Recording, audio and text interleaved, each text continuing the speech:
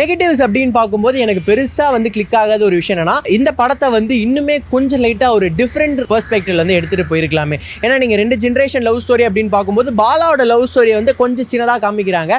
அதே மாதிரி அந்த பாலாஜி சக்திவேல்னு இருக்காருல, அவரோட லவ் ஸ்டோரி கொஞ்சம் நல்லா காமிக்கிறாங்க.